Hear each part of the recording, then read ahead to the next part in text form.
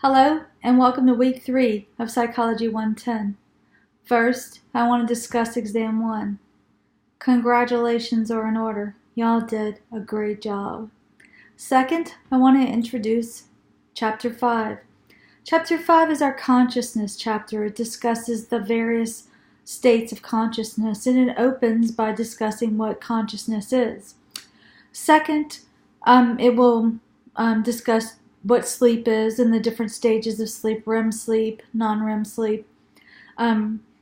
Most students enjoy the sleep part of this chapter, and when you look at sleep as a whole, most of us don't get enough of it, do we?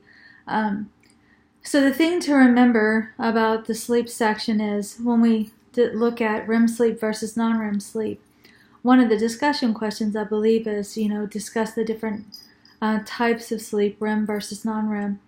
Remember that REM sleep is paradoxical in nature because sleep is measured and identified according to our brain waves.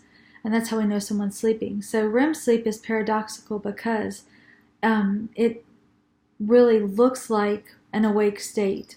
Our body looks like it's awake. Our brain waves look like they're awake. And something really fascinating happens, and it's the paralysis of our postural muscles. And so if you've ever woken up while you were, there's Leo, woken up and you couldn't move for a brief moment or two, that's because you were coming out of a REM sleep. So the absence of that postural paralysis, the paralysis of your postural muscles during REM sleep, is actually a sleep disorder. When we get to the hypnosis section, y'all can skip that because typically I do not cover hypnosis as a behaviorist. At best, my opinion is, and I get one of those because I am an expert in my field. It's cool to say that sometimes. Hypnosis at best as a behaviorist is deep muscle relaxation. If you say, Miss Lori, hypnosis is the thing, this is what I want to say to you, my wonderful students. The thing with hypnosis, the problem with hypnosis is, where's the regulatory board for it? Regulatory boards, licensing boards protect the public.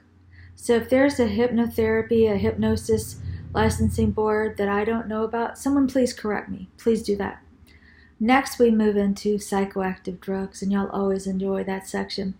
I've created a couple of questions that I believe are going to spark some interesting discussions, and I'm jumping headfoot into those. I've kind of stayed out of the discussions because I wanted y'all to generate discussions. Y'all are doing a great job, so I'm going to start participating in the discussions with y'all this time around. We're kind of told to let y'all do your thing for 2 weeks and then to jump on in with y'all, so I'm coming in this time. I'm going to let y'all post, and then I'm going to start responding with y'all. One of them is,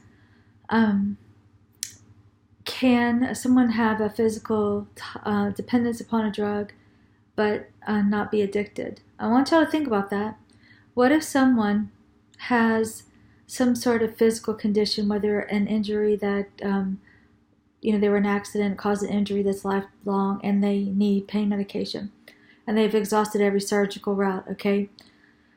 And they have to take pain medication, because pain is a physiological process. Are they addicted? Are they an addict? I worked, my first job out of undergraduate school was at a inpatient substance abuse clinic, a state facility. That means that people couldn't pay.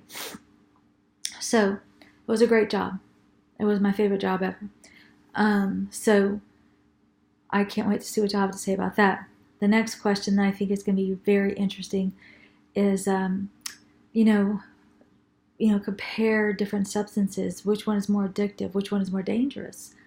I have 26 hours toward a PhD in forensic psychology, and one of my PhD level We take whole classes in like chapter 3, neuropsychology.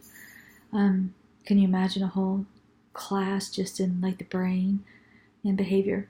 And there was a person who believed that if you look at heroin versus alcohol, that alcohol may be more dangerous. Now, I'm not advocating at all heroin usage, but think about that. How many deaths are attributable just to the substance alcohol alone? And how many deaths are attributable to the substance heroin alone? Now, heroin is very dangerous. Don't get me wrong. I'm not saying, don't want y'all going out there saying, Miss Lewis says we should use heroin. I'm not saying that at all. I'm just saying, think about it. You know,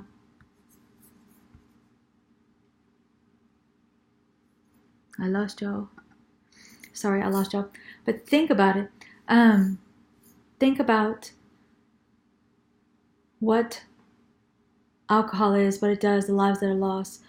Some people say that heroin itself, the substance, doesn't cause the death rates. It's the lifestyle that individuals have to engage in. So I've kind of given y'all some food for thought. Y'all are doing great. Keep up the great work. Y'all are a wonderful class to have for one of my first 2 online classes. See y'all soon.